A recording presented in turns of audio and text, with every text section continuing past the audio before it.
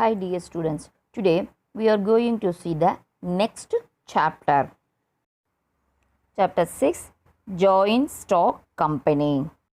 Meaning and definition of a company.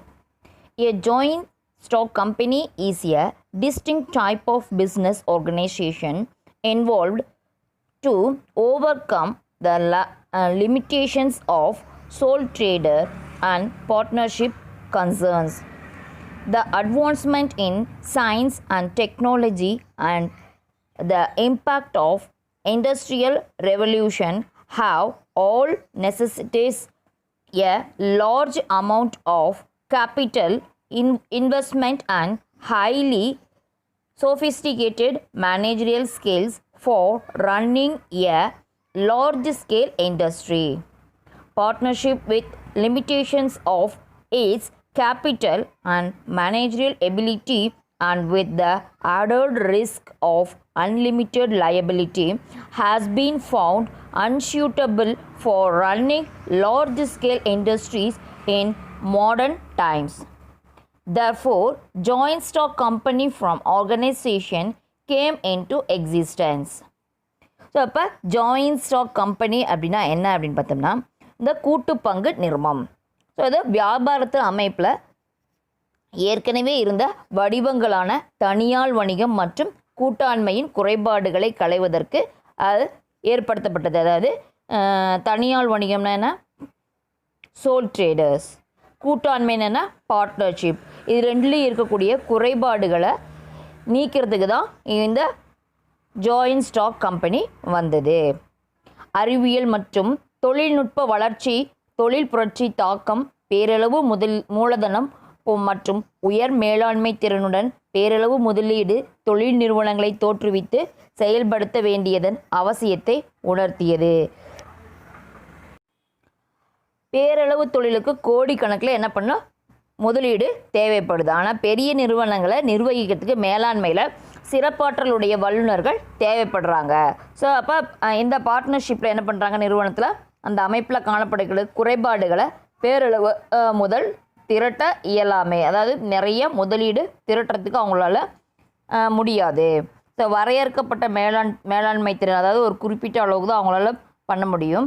பொறுப்பு ஆனால் liabilities எப்படி இருக்கும், அதிகமாக இருக்கும். ஸோ இதனால தான் அவங்க என்ன பண்ணினாங்க, மிகப்பெரிய அளவில் முதல் திரட்டுறதுக்கு பெரிய அளவில் தொழில் நிறுவனங்களில் தோற்றுவிக்க இயலாத நிலை உருவாகியது. ஸோ பெரிய பெரிய நிலையில் கம்பெனிஸை உருவாக்க முடியாமல் போனது. ஸோ அதனால் இத்தகைய குறைபாடுகளை போக்குறதுக்காகவே இது என்ன கொண்டு வந்தாங்க அப்படின்னு பார்த்தோம்னா ஜாயின்ட் ஸ்டாக் கம்பெனி உருவாக்கப்பட்டது. The joint stock company in India are governed by the Companies Act 2013. Earlier one was the Companies Act 1956. The new act has been divided into 29 chapters with 470 sections. So இப்போ joint stock company எப்போ கொண்டு வந்தாங்க அப்படின்னு பார்த்தோம்னா இந்த companies act பிரகாரம். So companies act எப்போ வந்ததுன்னா 2013. ஸோ புதுசாக கொண்டு வந்திருக்காங்க. இதுக்கு முன்னாடி ஒரு கம்பெனிஸ் ஆக்ட் கொண்டு வந்தாங்க. அது எப்போ அப்படின்னு பார்த்தோம்னா இந்த year 1956. The new act has been divided into 29 chapter with a 470 section. So இந்த புதுசாக கொண்டு வந்திருக்க இந்த கம்பெனிஸ் ஆக்ட் 2013ல் 29 சாப்டர்ஸ் இருக்குது. அதில் 470 sections இருக்கு. The act come into force on 12th September 2013 with few changes like earlier private companies. Maximum number of members was 50 and now it will be 200. So இந்த act எப்போ இருந்து வந்தது அப்படின்னு பார்த்தோம்னா இந்த இயர் 2013 12th செப்டம்பரில் கொண்டு வந்தாங்க. ஸோ இதுக்கு முன்னாடி இருந்த ப்ரைவேட் கம்பெனிஸில் மேக்ஸிமம் நம்பர் ஆஃப் மெம்பர்ஸ் எவ்வளோ இருந்தாங்க அப்படின்னு பார்த்தோம்னா 50 அண்ட் 15 இருந்தது. இப்போ எவ்வளோ கொண்டு வந்துட்டாங்க அப்படின்னு பார்த்தோம்னா 200. Now it will be 200. A new class of company is of one person company. is included in this act that will be private limited company. So ஒரு புதுசாக ஒரு கம்பெனி கொண்டு வந்திருக்காங்க. என்ன பார்த்தீங்கன்னா ஒன் பர்சன் கம்பெனி அப்படின்ட்டு கொண்டு வந்திருக்காங்க. அது என்ன கம்பெனி அப்படின்னு பார்த்தோம்னா ப்ரைவேட் லிமிடெட் கம்பெனி அப்படின்ட்டு சொல்கிறாங்க. ஓகேவா? தென் நெக்ஸ்ட்டு டெஃபினிஷன் பாரு. A company is an association of many persons who contribute money or money's worth to a common stock and employ it in some trade or business and who share the profit and loss arising therefrom. Lord Linley. So, a company is a association of many persons. So ஒரு company அப்படிங்கிறது என்ன? Many பர்சன்ஸுடைய association. Who contribute money or money's worth, யார் பணமோ அல்லது பணத்திற்கு சமமான மதிப்போ அதாவது ஸ்டாக் போட்டிருக்காங்களோ and employ it in some trade or business, அதில் ஒர்க் பண்ணக்கூடியவங்க. And who share the profit and loss, யார் ஷேர் பண்ணிக்கிறாங்க ப்ராஃபிட்டையும் லாஸையும், அவங்க தான் யார் அப்படின்னு பார்த்தோம்னா ஜாயின்ட் ஸ்டாக் கம்பெனி அப்படின்ட்டு யார் சொல்லியிருக்கா? லார்ட் லின்லே அப்படின்ற ஒரு டெஃபினேஷன் கொடுத்துருக்குறாரு. தென் நெக்ஸ்ட் டெஃபினேஷன் பாரு. A company is an artificial person created by law having a separate entity with a perpetual succession and a common seal. Section 2 of Companies Act 2013. Section 2 of Companies Act 2013ல சொல்லியிருக்காங்க. என்ன சொல்லியிருக்காங்க அப்படின்னு பார்த்தோம்னா a company is an artificial person. Company அப்படிங்கிறது ஒரு artificial பர்சனை create பண்ணுறது. எப்படி கிரியேட் பண்ணுறாங்க? அந்த லாவின் முறைப்படி கிரியேட் பண்ணுறாங்க. ஸோ இதுதான் என்ன அப்படின்னு பார்த்தோம்னா அதில் வேறு என்ன இருக்கணும்னு பார்த்தோம்னா அந்த லாவில் பர்பெக்சுவல் சக்சஷன்ஸ் அண்ட் எ காமன் சீல், அந்த கம்பெனிக்குன்னு ஒரு காமன் சீல் இருக்கணும். ஓகேவா? these are all the definitions. Then next one, characteristics. A company as an entity has many distinct features which together make it a unique organization. So ஒரு company எப்படி இருக்குன்னா many distinct ஃபீச்சர்ஸோடைய இருக்குது, கேரக்டரிஸ்டிக்ஸோடு இருக்குது. So அது ஒரு unique ஆர்கனைசேஷனில். So என்னென்ன அப்படின்னு the essential characteristics of a company are as follows. Essential characteristics என்னென்ன அப்படின்ட்டு நம்ம பார்ப்போம்.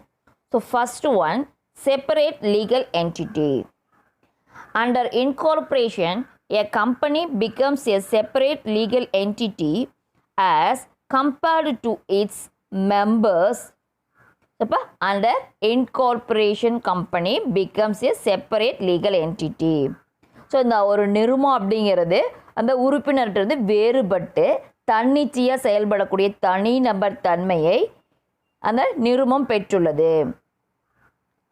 Okay, the company is distinct and different from its members. அது எப்படி இருக்கும் அப்படின்னு பார்த்தீங்கன்னா அதுக்கான தனி பெயருடன் பொது முத்திரையுடன் கொண்டிருக்கும். It has its own seal and its own name. அதாவது இதை சொன்னேன். Its assets and liabilities are separate and distinct from those of its members. So இப்போ அதனுடைய அசட்டும் லைபிலிட்டியும் எப்படி இருப்பாங்க, யாரை பொறுத்து இருக்குது, அதனுடைய மெம்பர்ஸை பொறுத்து இருக்குது. It is capable of owning property, incurring டெப்ட் and borrowing money, employing people, having a bank account, entering into contract and suing and being sued separately. In short, it is considered as an artificial person created by law. அதனுடைய உறுப்பினர்களை எப்படி இருக்கும், வேறுபட்டு சொத்துக்களும் பொறுப்புகளும் தனி இடத்தில் இருக்கும். அந்த கடனை தன் பெயரில் வாங்கவும், பணியாட்களை நியமிக்கவும், வங்கியில் கணக்கு தொடங்கவும், ஒப்பந்தத்தில் ஈடுபடுறதுக்கும், வழக்கு தொடுக்கிறதுக்கும், எதிர் வழக்காடவும் இவங்க முடியும். ஏன் அப்படின்னா இது செப்பரேட் லீகல் என்டிட்டி, தனியான சட்ட நபர் தன்மை உடையது. அதனால் இது சட்டத்தின் கண்களில் ஒரு செயற்கை நபராக தன்மையுடன் விளங்குகிறது. செயற்கை நபர் தன்மையுடன் விளங்குது. Then next one, limited liability. The liability of the members of the company is limited to contribution to the asset of the company up to the face value of shares held by him. A member is liable to pay only the uncalled money due on shares held by him. If the assets of the company are not sufficient to pay liabilities, the personal properties of the shareholders are not held responsibility. Liability எப்படி இருக்குது, லிமிட்டடாக இருக்குது. So அவங்களுடைய பொறுப்பு எப்படி இருக்கும், வரையறு பொறுப்பு, ஒரு குறிப்பிட்ட அளவுக்கு இருக்கக்கூடியது. ஸோ அந்த பங்குதாரர் ஷேர் ஹோல்டர்ஸ் என்ன பண்ணுறாங்க, அவங்களுடைய பொறுப்பு எப்படி இருக்குது, வரையறுக்கப்பட்டு இருக்குது. Limited to contribution. ஒவ்வொரு பங்குதாரருக்கும் பொறுப்பும் அவர் வச்சு இருக்கிற பங்குகளுக்கு செலுத்தப்படாத தொகைக்கு மட்டுமே வரையறை செய்யப்பட்டுள்ளது. அவங்க செலுத்தப்படாததுக்கு மட்டுமே அவங்க வரையறை செய்யப்பட்டிருக்காங்க.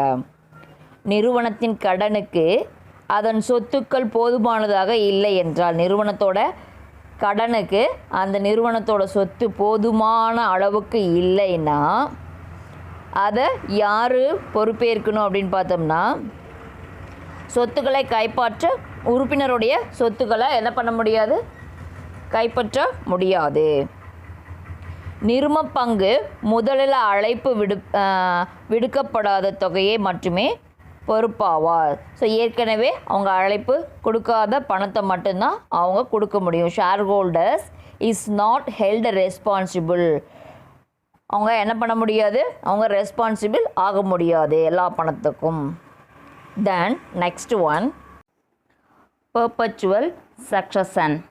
A company does not cease to exist unless it is specifically put up or the task for which it was formed has been completed. Membership of a company may keep on changing from time to time, but that does not affect life of the company. A company is created by law and it can be wound up only through legal process. இப்போ third point என்ன அப்படின்னு பார்த்தோம்னா, பெர்பெக்சுவல் succession, அதாவது நீடித்த வாழ்வு. ஒரு நிறுவனம் அவங்க என்ன பண்ணுறாங்க, அது சட்டத்தால் எப்படி இருக்கும், உருவாக்கப்பட்டதால் அதனுடைய ஆயுள் சட்டத்தினால் மட்டுமே முடிவுக்கு கொண்டு வர இயலும். சட்டப்பிரகாரம் இருக்கிறனால அது சட்டப்பிரகாரம் தான் அதை முடிவுக்கும் கொண்டு வர முடியும். அல்லது எந்த நோக்கத்திற்காக தொடங்கப்பட்டதோ, ஏதாவது ஒரு நோக்கம் இருக்கும், ஸோ அந்த நோக்கத்துக்காக தொடங்கப்பட்டதோ அந்த நோக்கம் நிறைவேறியது. ஒரு சில ஒர்க் இருக்கும், அந்த ஒர்க்குக்காக அதை ஆரம்பிச்சிருப்பாங்க. ஸோ அந்த ஒர்க்கு முடிஞ்சதும் அது என்ன பண்ணுமா, ஆட்டோமேட்டிக்காக க்ளோஸ் ஆகிடும். இது எப்படி இருக்குன்னா, ஷேர் ஹோல்டர்ஸுடைய வாழ்வு முடிவுற்றாலும், ஷேர் ஹோல்டருடைய வாழ்வு என்ன முடிவுற்றாலும் நிறுவனத்தின் ஆயுள் நீடிக்கும். நிறுவனத்தோடைய ஆயுள் எப்படி இருக்கும், நீடித்து இருக்கும். ஸோ பங்குதாரர்கள் எப்படி இருப்பாங்க, இன்சால்வன்சி ஆகிருப்பாங்க. செயல்திறன் இழப்பு, மன சமநிலை இழப்பு போன்ற நிகழ்வுகளால் நிறுவனத்தை ஆயுளை பாதிக்காது. தென் நெக்ஸ்ட் ஒன், செப்பரேட் ப்ராப்பர்ட்டி, அதாவது தனிப்பட்ட சொத்து. A company is a distinct legal entity. A member cannot claim to be owner of the company's property during the existence of the company. So ஒரு கம்பெனி இருக்குது. ஸோ அந்த company எப்படி இருக்குது? சட்டப்பூர்வ தனிநபர் தன்மையை பெற்றுள்ளது. So it is a distinct a legal entity. Okay, அந்த நிறுவனம் என்ன பண்ணுறாங்க அப்படின்னு பார்த்தோம்னா தன்னுடைய பேரில் சொத்துக்களை வாங்கலாம். நிறுவனம் தன்னுடைய பெயரில் சொத்துக்களை வாங்கலாம், விற்கலாம். உறுப்பினர்களை அந்த சொத்தின் மீது யாதொரு உரிமையும் கொண்டாட முடியாது. ஸோ அந்த பார்ட்னர்ஸ்லாம் யாருமே என்ன பண்ண முடியாது, கம்பெனியோடைய ப்ராப்பர்ட்டியில் ஓனர்ஷிப் வேணும் அப்படின்ட்டு யாருமே கேட்க முடியாது. இதுதான் என்ன அப்படின்னு பார்த்தோம்னா separate property. Then next one, transferability of shares, பங்குகளின் மாற்றியல்பு. shares in a company are freely transferable. கம்பெனியுடைய ஷேர்ஸ் எப்படி இருக்கும்? freely transferable, ஈஸியாக ட்ரான்ஸ்ஃபர் ஆகக்கூடியது. when a member transfers his shares to another person, the transferee steps into the shoes of the transferor and acquires all the rights of the transferor in respect of those shares. There are restrictions in the transferability of shares in case of private companies. So இப்போ இது என்ன அப்படின்னு பார்த்தோன்னா transferability of shares, பங்குகளின் மாற்றியல்பு. So அது எப்படி இருக்கும் அப்படின்னு பார்த்தோன்னா பொதுவான நிறுவனங்களுடைய பங்குகளை மாற்றுவது எளிதானது. தேவைப்படும் போது அந்த பங்குகளை விற்கலாம். அந்த பங்குகளை வச்சிருக்கிற பேர் என்ன? பங்குதாரர். பங்குதாரர் ஒருவர் தனது பங்குகளை மற்றொருவருக்கு மாற்றம் செய்யும்போது, ஸோ அந்த பங்குகளை ஷேர்ஸை வேற ஒரு பர்சனுக்கு சேஞ்ச் பண்ணி கொடுக்கும்போது அதை வாங்கிக்கக்கூடிய பர்சன் தொடர்பான அனைத்து உரிமைகளும் பெறுகிறார். அதை வாங்கிக்கிறவர் அதனுடைய அனைத்து உரிமைகளும் பெற்றுக்கொள்கிறார். இதுதான் என்ன ஆகிடும்னா transferability of shares. Then next one, common seal. So நீங்கள் இங்கே படத்தில் பார்க்கக்கூடியது என்ன அப்படின்ட்டு பார்த்தோம்னா, ஸோ ஒரு கவர்மெண்ட்க்கு அப்படின்ட்டு ஒரு கம்பெனிக்கு அப்படின்ட்டு என்ன இருக்கும்? சீல் இருக்கும், முத்திரை இருக்கும். ஸோ அதுதான் இங்கே படத்தில் காட்டியிருக்காங்க. ஸோ இந்த மாதிரி தான் சீல் இருக்கும். ஸோ நம்ம என்ன பண்ணுவோம், ஒரு சீல் வச்சாங்கன்னா அந்த அச்சு மட்டும் தெரியும், பட் என்ன இருக்காது, ரியாலிட்டியாக நம்ம க்ளோஸாக பார்த்தா மட்டும்தான் தெரியும். லாங் டிஸ்டன்ஸ் வந்து பார்த்தா தெரியாது, மை இருக்காது, அச்சு மட்டும் இருக்கும். ஸோ அதுதான் என்ன அப்படின்னு பார்த்தோம்னா seal. A company is an artificial person and does not have a physical presence. Thus, it acts through its board of directors for carrying out its activities and entering into various agreements. Such contracts must be under the seal of the company. The common seal is the official signature of the company. The name of the company must be engraved on the common seal. Any document not bearing the seal of the company may not be accepted the authentic and may not have any legal force. So அப்போ என்ன பார்த்தோம் நம்ம? Common seal. Common சீல்னா பொது முத்திரை. So ஒரு நிறுவனம் அப்படிங்கிறது ஒவ்வொரு செயற்கையான நபர். நிறுவனம் அப்படிங்கிறது என்ன? கம்பெனி அப்படிங்கிறது என்ன? ஆர்டிஃபிஷியல் பர்சன், சட்டத்தால் உருவாக்கப்பட்ட நபர். ஓகே, ஆனால் கண்ணால் காண இயலாது. ஸோ அதை என்ன பண்ண முடியாது, அதை நம்ம பார்க்க முடியாது. அது எப்படி இருக்கும் அப்படின்னு பார்த்தோம்னா பத்திரமாக இருக்கும். ஸோ அந்த பத்திரங்களில் நிறுவனம் என்ன பண்ண முடியாது, கையெழுத்து இட முடியாது. அந்த பத்திரங்களில் என்ன பண்ண மாட்டாங்க, சிக்னேச்சர் போட மாட்டாங்க, போட முடியாது. ஸோ அந்த டைரக்டர்ஸ் மூலமாக அந்த நிறுவனத்தோடைய அனைத்து செயல்களும் நடைபெறுது. அந்த கம்பெனியோடைய டைரக்டர்ஸ் மூலமாக தான் எல்லாமே நடைபெறுது. இந்த முத்திரையை நிறுவனத்தை அங்கீகரிக்கப்பட்ட அலுவலக கையெழுத்தாகும். ஸோ இந்த முத்திரை அப்படிங்கிறது என்ன? காமன் சீல் அப்படிங்கிறது நிறுவனத்தில் அங்கீகரிக்கப்பட்ட அலுவலக கையெழுத்தாகும். இந்த நிறுவனத்தின் பெயரையே பொது முத்திரையாக செதுக்கப்பட்டுள்ளது. அந்த கம்பெனியுடைய நேமை அங்கே என்ன பண்ணியிருப்பாங்க, சீலாக செஞ்சு வச்சுருப்பாங்க. எந்த ஒரு ஆவணமும் நிறுவனத்துக்கு பொது முத்திரை இடப்பட்டிருந்தால் மட்டுமே ஏற்கப்படும். அந்த கம்பெனியோடைய சீல் வச்சுருந்தா மட்டும்தான் அது அக்செப்ட் ஆகும். அவ்வாறு இல்லாமல் போயிடுச்சுன்னா அது சட்டப்பூர்வ அங்கீகாரம் இல்லை. அது சட்டப்பூர்வமாக அது அங்கீகரித்ததா அடையாளமே இல்லை. ஸோ அதை என்ன சொல்கிறாங்க, அதாவது அந்த ஆவணம் நிறுவனத்தால் வெளியிடப்பட்டது அன்று என்ன பொருள். ஸோ அது அந்த நிறுவனத்தால் வெளியிடப்பட்டது அப்படின்ட்டு நம்ம எடுத்துக்கவே முடியாது. ஏன்னா அதில் காமன் சீல் கிடையாது.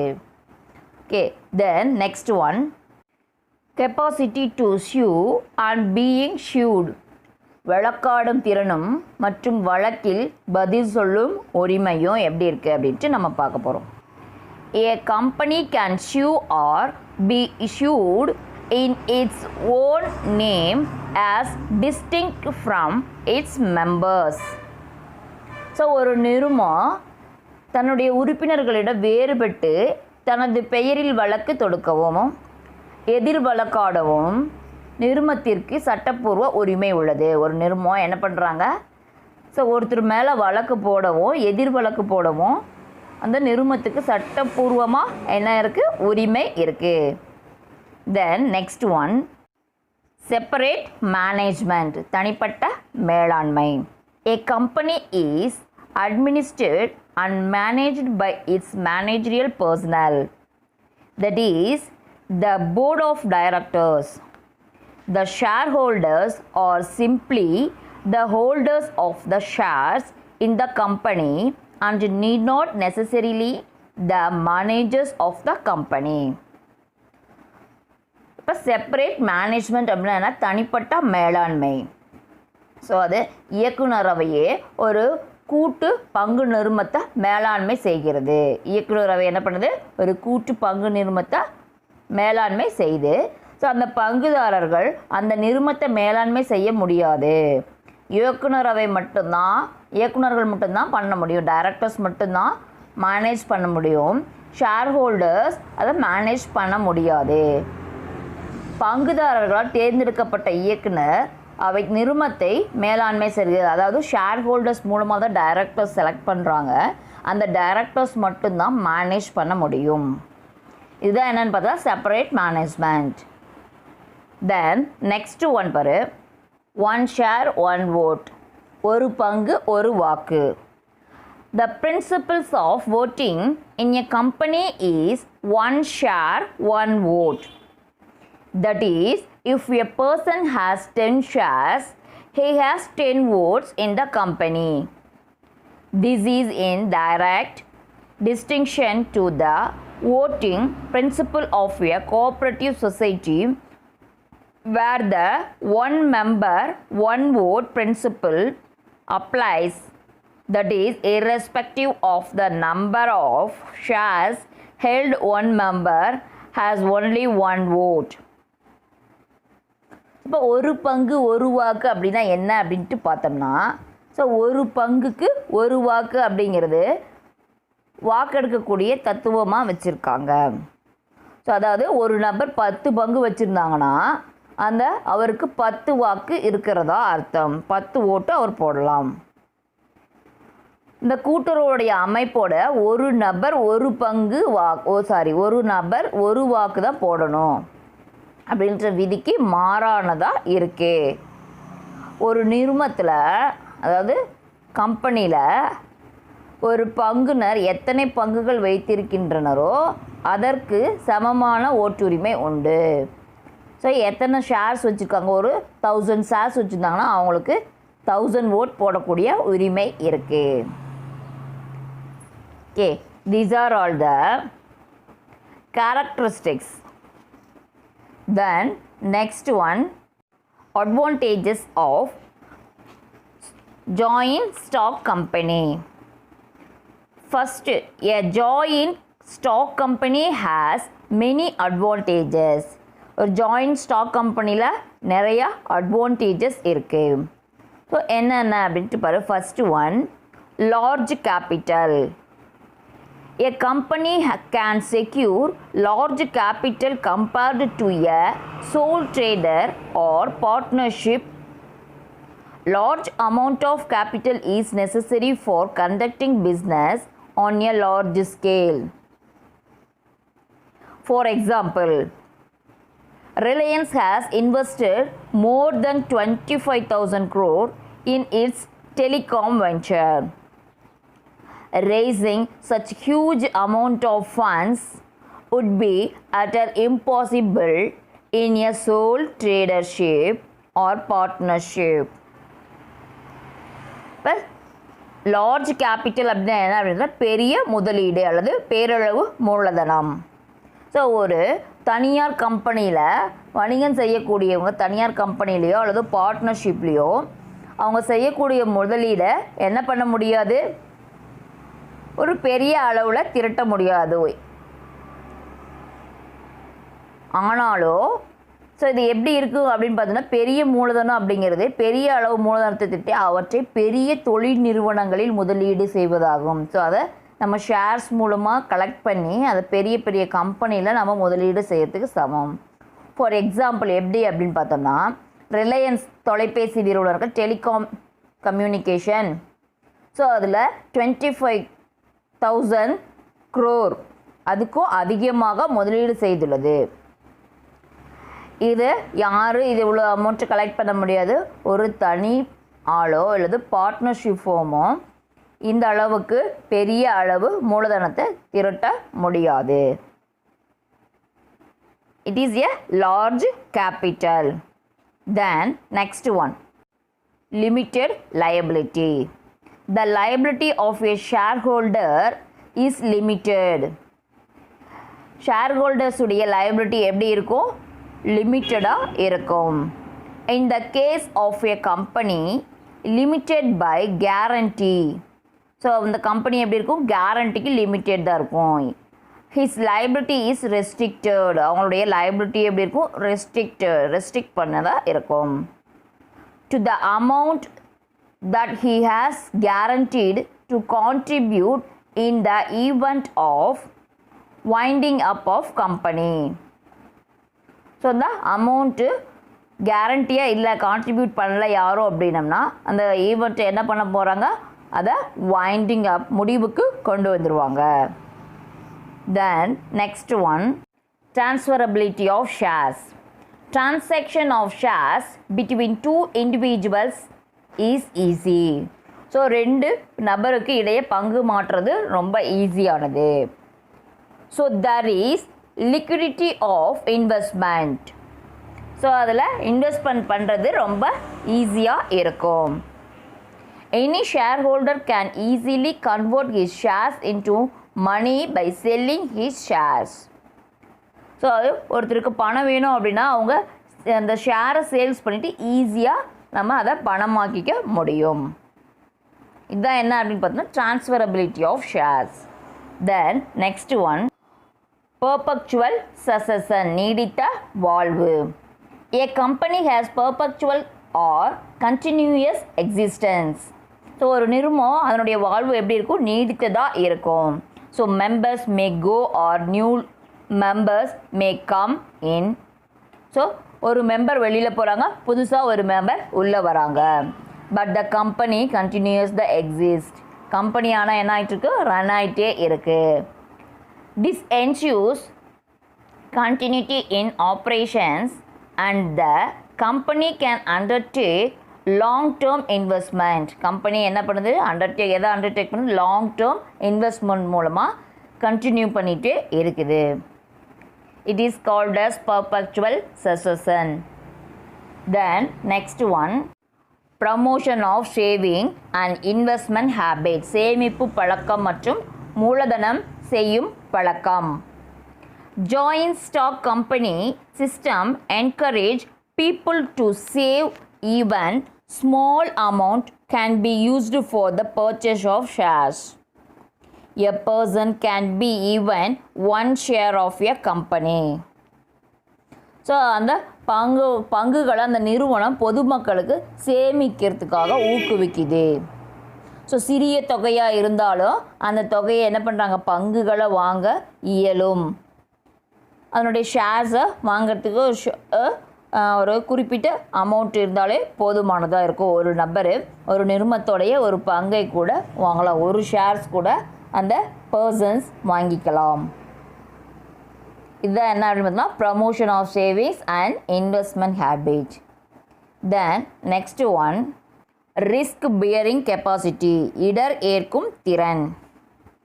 The loss of the company is distributed over a large number of shareholders. So each shareholders bears a very little amount of loss.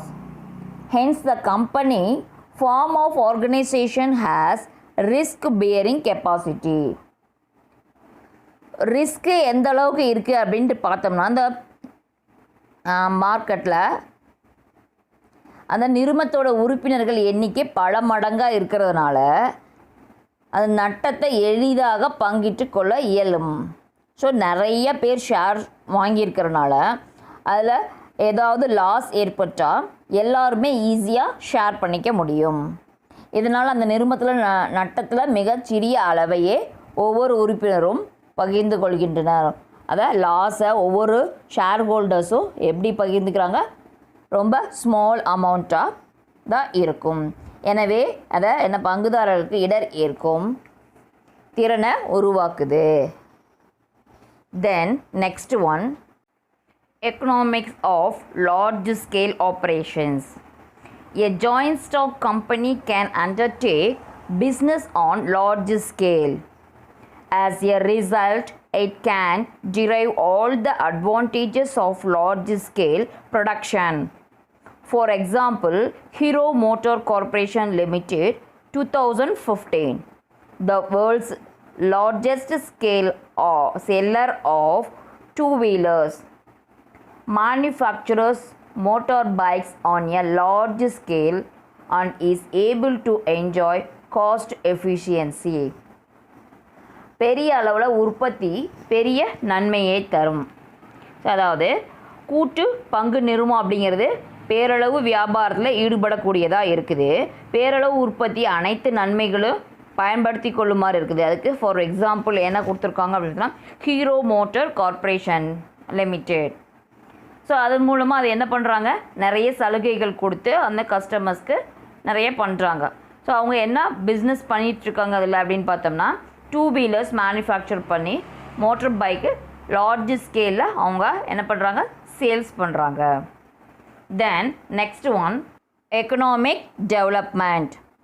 Joint stock company system has been responsible for the rapid growth of industries and trade in many countries. Since joint stock companies have large financial resources, they are able to undertake large scale production, satisfy the needs of more number of consumers, create large scale employment opportunities, promote balanced regional development and contribute substantially to the government by way of tax. Economic டெவலப்மெண்ட்னா என்ன அப்படின்னு பார்த்தோம்னா, பொருளாதார முன்னேற்றம்.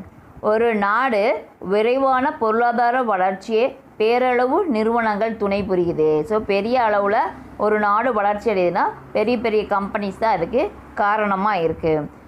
So இந்த joint stock company பேரளவு நிதி ஆதாரத்தோடு செயல்படுவதால் பேரளவு உற்பத்தி செய்ய முடியுது. ஜாயிண்ட் ஸ்டாக் கம்பெனி மூலமாக நிறைய உற்பத்தி ப்ராடக்ட்ஸ் பண்ண முடியுது.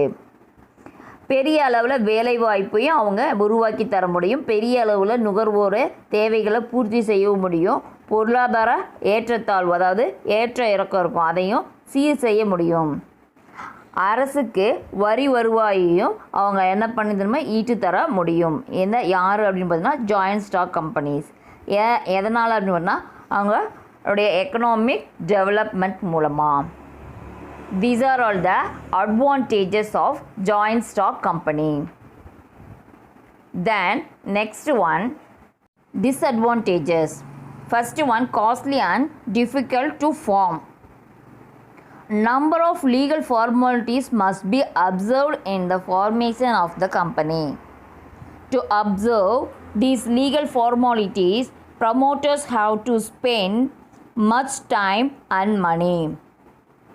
Number of legal formalities, நிறைய legal formalities இருக்குது இந்த கம்பெனி ஃபார்மேஷனுக்கு. நம்ம எதாவது அப்சர்வ் பண்ணோம் தான் என்னென்ன லீகல் ஃபார்மாலிட்டிஸ் இருக்குது, ப்ரமோட்டர்ஸ் என்னென்னலாம் ஸ்பெண்ட் பண்ணுறாங்க, எவ்வளோ மணி போடுறாங்க, எவ்வளோ டைம் தேவை, அது எல்லாமே நம்ம நோட் பண்ணிகிட்டே இருக்கணும். இது ஒரு டிஸ்அட்வான்டேஜஸாக இருக்குது. The next one, scope of dishonest and unscrupulous management. The directors manage the company with the help of the paid officers. Director கம்பெனியை மேனேஜ் பண்ணுறாங்க எப்படி? ஒரு பெய்ட் ஆஃபீஸர் மூலமாக. If the directors are dishonest, அந்த டைரக்டர் ஹானஸ்டாக இல்லை அப்படின்னா, they may make personal gain, அவர் என்ன பண்ணுவார்? அவருக்கு சொந்தமான கெயின் அவர் எடுத்துக்குவார். அதை எக்ஸ்பென்சஸ் கணக்கில் காட்டிட்டு, கம்பெனியுடைய எக்ஸ்பென்சஸ் கணக்கில் காட்டிட்டு அவர் பணம் எடுத்துக்குவார். They may misuse their power and position, அவர் என்ன பண்ணுறாங்க? அவங்களுடைய பவரையோ அந்த பதவியையும் மிஸ்யூஸ் பண்ணுறாங்க. Then next one, management oligarchy. A few rich person may secure control over the affairs of the company. So ஒரு சில ரிச் பீப்புள் என்ன பண்ணுறாங்க? அந்த கம்பெனியை கண்ட்ரோல் பண்ணி வச்சுருக்காங்க. thus the management of joint stock company might become oligarch in character. So அவங்க என்ன பண்ணுறாங்க? அவங்களுடைய கேரக்டரில் அந்த ஒரு சிலர் கையில் நிர்வாகத்தை எடுத்துக்கிறாங்க. தென் next one, speculation. A few individuals may corner the shares to gain control over the company. So அந்த நிறுவனத்தோடைய பங்குகளை சிலர் தவறாக அதிக லாபம் சம்பாதிக்க வேணும் அப்படின்னு சொல்லிட்டு அவங்க என்ன பண்ணிக்காங்க? அதை ஸ்பெக்குலேட் பண்ணுறாங்க. Then next one, lack of interest. The officers of the company do not have incentive to work hard. They are not usually inclined to take risk. They lack incentives. அவங்க என்ன பண்ணுறாங்க? Officers do not have incentive to have hard work. So work ஹார்டாக பண்ணாலும் அவங்களுக்கு incentives கிடைக்கிறது இல்லை. So அதனால் அவங்க என்ன பண்ணுறாங்க? Usually inclined to take risk. அதனால் அவங்க என்ன பண்ண மாட்டாங்க? ரிஸ்க் எடுத்து ஒர்க் பண்ண மாட்டாங்க. தென் next one, lack of good labor relations. In sole trading business, personal supervision is possible. So sole ட்ரேடிங்கில் ஒரு தனிப்பட்ட சூப்பர்விஷன் பாசிபிளாக இருக்கும். But in company form of organization, there is lack of personal contact between owners and workers. So ஆனால் இங்கே கம்பெனியில் என்ன நடக்க, அந்த ஆர்கனைசேஷனில் என்ன பண்ண முடியாது? Lack of personal contact. யாருக்கும் ஓனருக்கும் ஒர்க்கர்ஸ்க்கும் கான்டாக்டே இருக்காது. As a result, there is scope for more industrial dispute in a company form of organization. So இந்த ரிசல்ட் எப்படி கிடைக்கும்னா, ஒரு இண்டஸ்ட்ரியலில் அந்த கம்பெனியுடைய ஃபார்ம் எப்படி இருக்கும்? அதிகமாக இருக்கும் அதனுடைய scope. Then next, high taxation, அதிக வரி விதிப்பு. Joint stock companies have to pay tax at higher rate compared to other form of organisation. So மற்ற அமைப்பை பார்க்கும்போது இந்த அமைப்பில் வரி விதிப்பு அதிகமாக தான் இருக்கும். These are all the disadvantages. Then next one, types of companies. First type, classification of companies on the basis of incorporation. கூட்டுருவாகத்தின் அடிப்படையில் எப்படி இருக்கும்? ஸோ அதில் ஃபர்ஸ்ட் ஒன், Chartered companies பட்டய நிறுவனங்கள். Chartered companies are established by the king or queen of a country. Powers and privilege of chartered company are specified in the charter. Power to cancel the charter is vested with king or queen. For example, East Indian Company, Bank of England, Hudson's Bay Company. The Companies Act does not apply to them. Such companies cannot be started in India. So இப்போ பட்டய நிறுவனத்தில் எப்படி இருக்குது, ஒரு நாட்டோட அரசாலோ அல்லது அரசிடமோ வழங்கப்பட்ட சாசனத்தில் அதனுடைய விளைவாக உருவாக்கப்பட்டது என்ன அப்படின்னு பார்த்தோம்னா சார்ட்டர்ட் கம்பெனிஸ். வழங்கப்பட்ட சாசனத்தில் என்ன கூறியிருக்காங்க அப்படின்னு பார்த்தீங்கன்னா, கூறிக்கக்கூடிய விதிமுறையின்படி அந்த சாசனத்தில் எப்படி என்ன விதிமுறைகள் இருக்கோ அதன்படி இது செயல்படும். For example, East Indian company and Bank of England, ஹாஸ்டன் பே கம்பெனி. ஸோ இந்த நிறுவனங்களுக்கெல்லாம் என்ன, இந்த நிறுவனத்திற்கு பொருந்தாது, இதெல்லாம் என்னது, இந்த நிறுவனத்துக்கு பொருந்தாது. does not apply to them. such companies cannot be started in India. இந்த கம்பெனியெல்லாம் இந்தியாவில் ஸ்டார்ட் பண்ண முடியாது. இது நெக்ஸ்ட் ஒன், ஸ்டாச்சுட்டரி கம்பெனிஸ், சட்டமுறை நிறுவனங்கள். Companies are established by a special act made in parliament or state assembly. Constitution of company is specified in the memorandum of association. Rules relating to day-to-day management of statutory companies are specified in the articles of association. Audit of statutory company is conducted by Collector or Auditor General of India. The report of CAGI, அதாவது Collector and Auditor General of India, is placed in Parliament or state assemblies concerned. For example, Food Corporation of India, LIC, GIC, RBI, SBI, IDBI, Railways, Electricity, ONGC, statutory companies enjoy autonomous status. It need not use the word limited next to its name. Statutory companies அப்படின்னா என்ன பார்த்தோம்னா, சட்டமுறை நிறுவனங்கள். சட்டமுறை நிறுவனங்கள் நாடாளுமன்றத்திலேயோ அல்லது மாநில சட்டமன்றத்திலேயோ, அதாவது பார்லிமெண்ட்லேயோ அல்லது state government அசம்பிளிலேயோ இந்த சட்டங்கள் என்ன பண்ணுறாங்க, இயற்றுறாங்க, உருவாக்கப்படும். இந்த நிறுவனத்தை இந்த சட்ட முறைப்படி இந்த நிறுவனங்கள் அப்படின்ட்டு நம்ம கூறுறோம். இதை என்னன்னு சொல்கிறோமோ சட்ட முறைப்படி நம்ம அதை கம்பெனிஸ்ன்னு சொல்கிறோம். இந்த அமைப்பு முறையீட்டில் என்ன சொல்லியிருக்காங்கன்னா, அரசியல் சட்டத்தில் கூறியிருக்காங்க அப்படின்னு பார்த்தோம்னா, இந்த அமைப்பு முறையீட்டில் குறிப்பிட்டிருக்கும் அன்றாடம் நடைபெறும் மேலாண்மை நடவடிக்கைகள், டெய்லி நடக்கக்கூடிய மேனேஜ்மெண்ட் டிரான்சாக்ஷன்ஸில் அந்த சங்கத்தினுடைய நடைமுறை விதிகளின் உள்ளவாறு குறிப்பிட்டபடி அதில் இருக்கிற மாதிரி குறிப்பிட்டிருக்கிற மாதிரி நடைபெறும். இது சட்டப்பூர்வ நிறுவனத்தில் தணிக்கையை இந்திய பொது கணக்கு தணிக்கையாளர் அவர்கள் மேற்கொள்வார். இது யார் மேற்கொள்வார் அப்படின்னு பார்த்தா சார்ட்டர்ட் அக்கௌண்டன்ட். இதுக்கு எக்ஸாம்பிள் பார்த்தோம்னா என்ன எக்ஸாம்பிள் கொடுத்துருக்காங்க அப்படின்னு பாரு.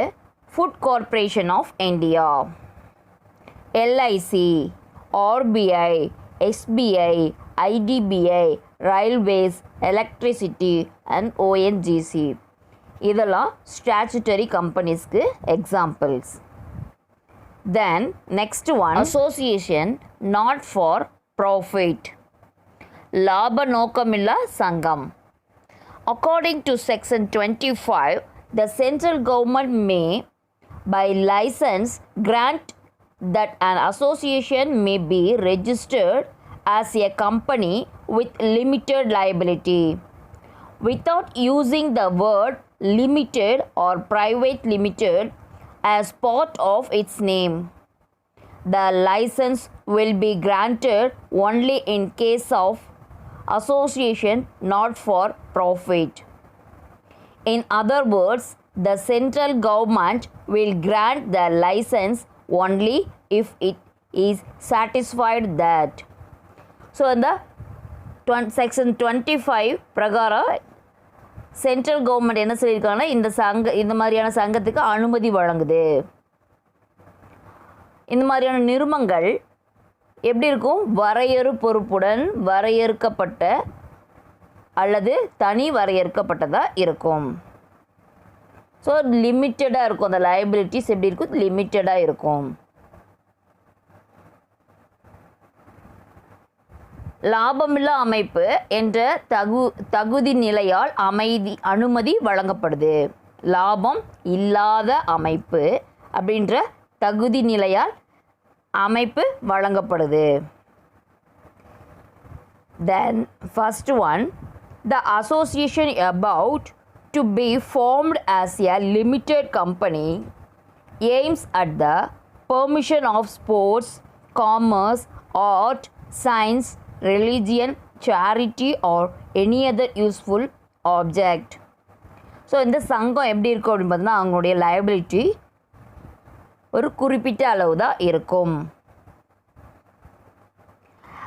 அந்த சங்கத்தோடைய பொறுப்பு அப்படின்ற நோக்கத்தில் அது மட்டும் வணிகத்தை மேம்படுத்தவும் கலை, அறிவியல், மதம், கருணை அல்லது பயன்படத்தக்க நோக்குடன் அமைக்கப்பட வேண்டும். ஸோ இதெல்லாம் எப்படி இருக்கணும்? ஒரு ஸ்போர்ட்ஸ்லேயோ, காமர்ஸ்லேயோ, ஆர்ட்லேயோ அல்லது சயின்ஸு, ரிலீஜன் எதுலையா இருந்தாலும் யூஸ்ஃபுல் ஆப்ஜெக்டாக இருக்கணும். Then next one, it intends to apply its profit if any for promoting its object. So இது லாபம் மீட்டில் நோக்கமாக கொண்டு செயல்பட்டிருந்தால் அதன் லாபத்தை அந்த நிறுவனத்தோட வளர்ச்சிக்காக மட்டுமே பயன்படுத்த வேண்டும். ஸோ அது எதுக்கு மட்டும்? அந்த கம்பெனியோட வளர்ச்சிக்கு மட்டுமே அந்த ப்ராஃபிட்டை பயன்படுத்தணும். Then next one, it prohibits the payment of dividend to its members. So அதனுடைய உறுப்பினர்களுக்கு பங்காதாயம் வழங்கக்கூடாது. தடை செய்யப்பட்டிருக்கு. ப்ரொஹிபிட்னா நமக்கு தெரியும், தடை செய்யப்பட்டது. எது? பேமெண்ட் கொடுக்கறது, டிவிடெண்ட் கொடுக்கறது, பங்காதாயம் கொடுக்கறது என்ன பண்ணியிருக்காங்க? தடை செய்யப்பட்டிருக்காங்க. அம்மா அந்த உறுப்பினருக்கு பங்காதாயம் கொடுக்கக்கூடாது. Such companies may be public or private companies and may or may not have share capital. So இந்த மாதிரியான நிறுவனங்கள் பொது நிறுவனமாகவோ அல்லது தனி நிறுவனமாகவோ இருக்கலாம். பொதுவாகவும் இருக்கலாம், தனியாகவும் இருக்கலாம், அல்லது பங்கு மூலதனம் இல்லாமலும் இருக்கலாம். ஷேரு அவங்க என்ன பண்ணலாம்? இன்வெஸ்ட் பண்ணாமலும் அவங்க இருக்கலாம். இதான் என்ன அப்படின்னு பார்த்தோன்னா association not for profit. The next second one, classification of companies on the basis of membership. உறுப்பினர்களின் அடிப்படையில். First one, private company. Private limited company is a type of company which is formed with minimum 2 shareholders and 2 directors. The minimum requirement with respect to authorized or paid up capital of rupees 1 lakh has been omitted by the Companies Act 2015. 29th May 2015. Another crucial condition of a private limited company is that it by its article of association restricts the right to transfer its shares and also prohibits any invention to the public to subscribe for any securities of the company. Maximum of 200 persons can become shareholders in a private company. the name of private company should be suffixed with private limited or private limited X. Scientific publishing service private limited Chennai. A private limited company can be formed in 3 variations.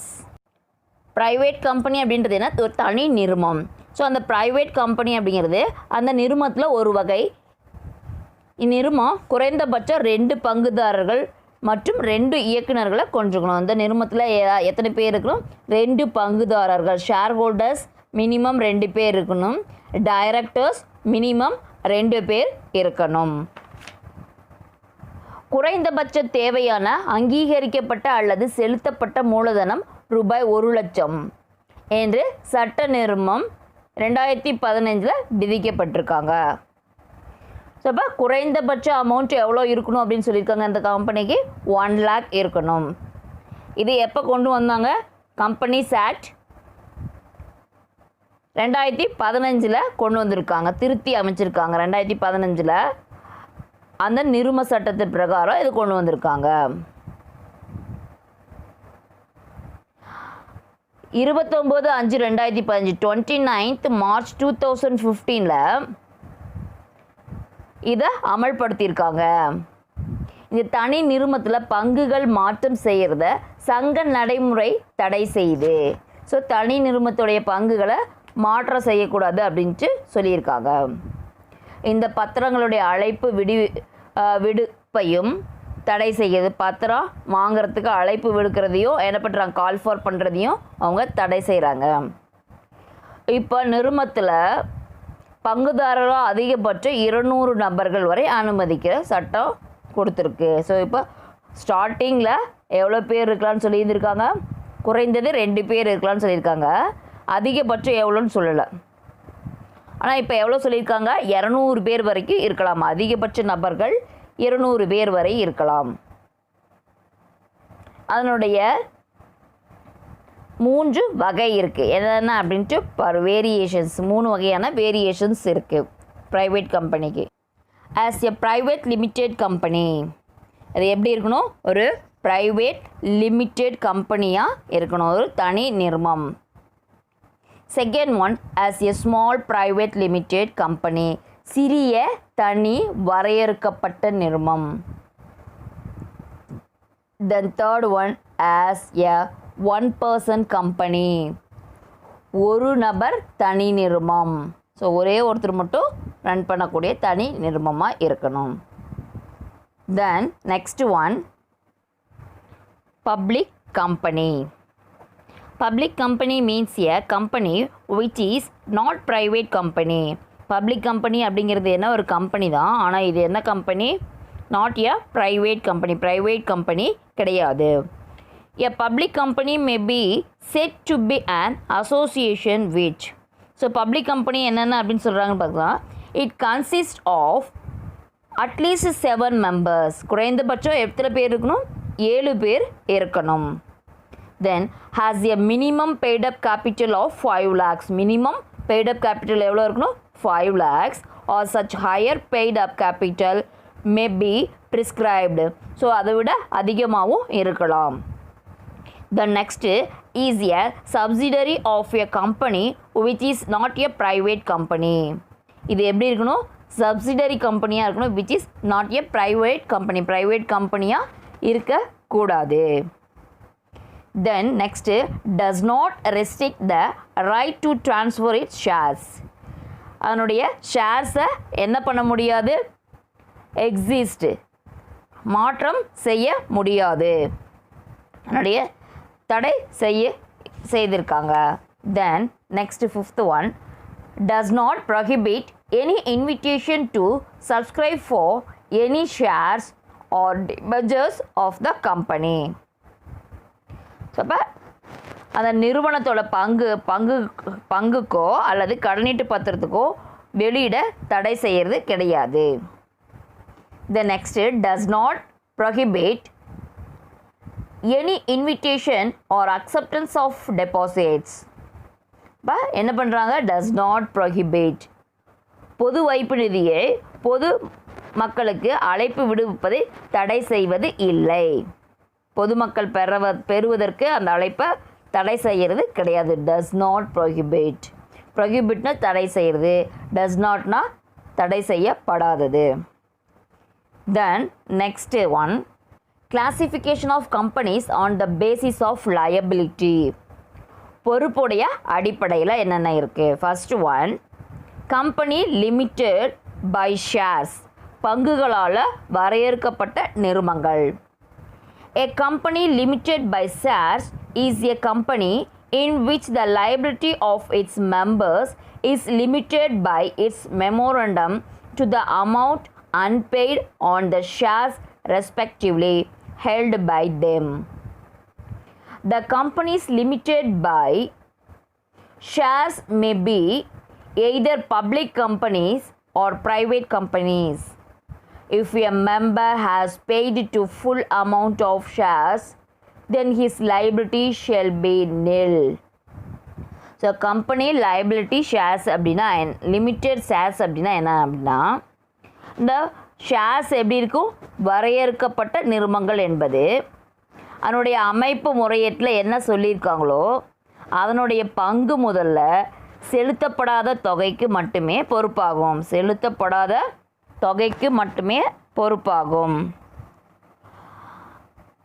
அந்த பொது நிறுவனம் அல்லது தனி நிறுவனம் அப்படின்றது அந்த பங்குகளால் வரையறுக்கப்படாததாக இருக்கலாம், வரையறுக்கப்பட்டதாக இருக்கலாம்.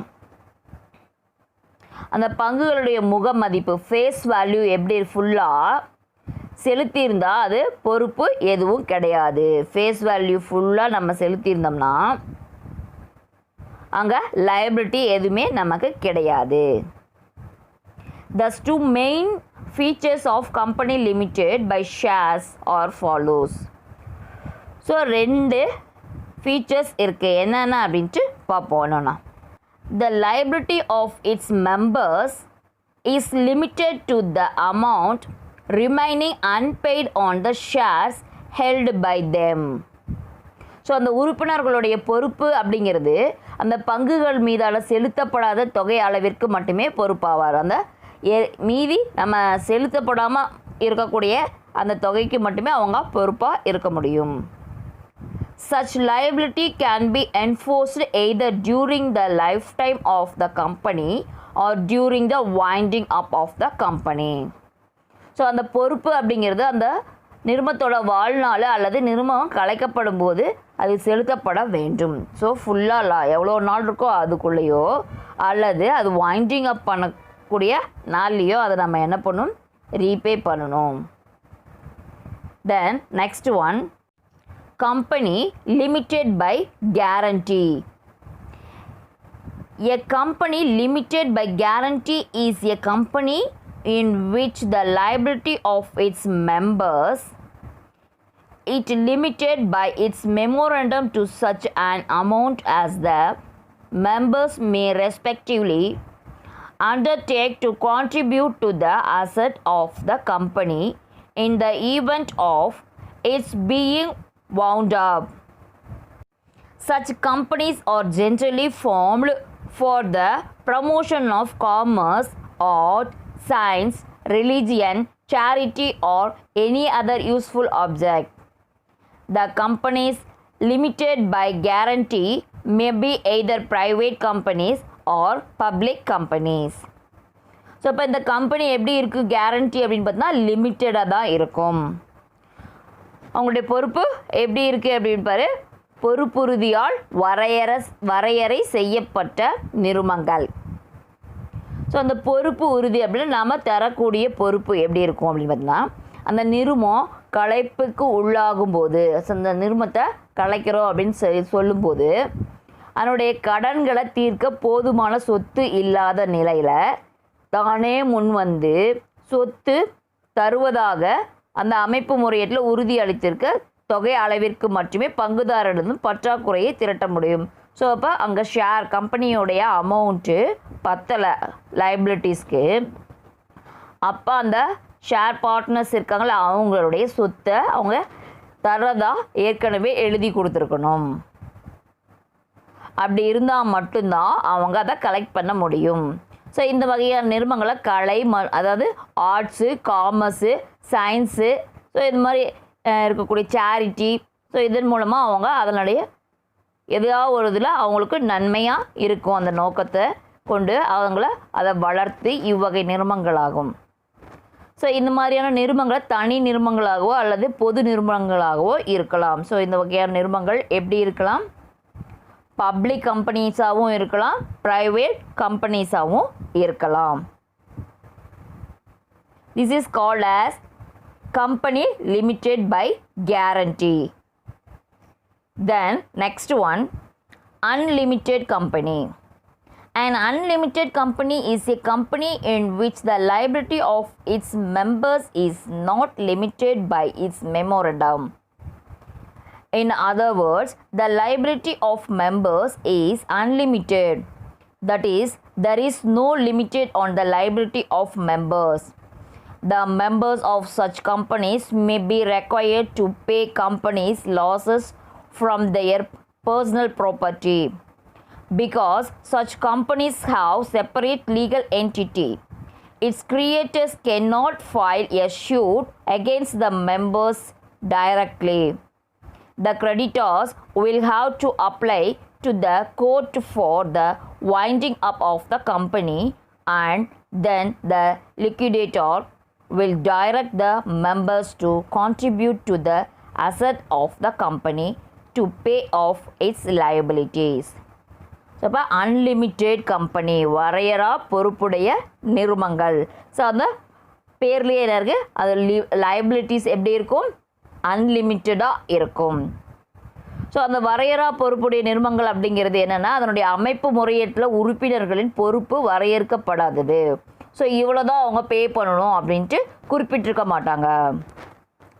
அதாவது அதனுடைய உறுப்பினர்கள் பொறுப்பு வரையறுக்கப்படாதது. இந்த உறுப்பினர்களுடைய சொத்து அவங்கள எடுத்துக்கிட்டு அந்த நிறுவனத்துடைய பொறுப்பை தீர்க்கிறதா இருக்கும்.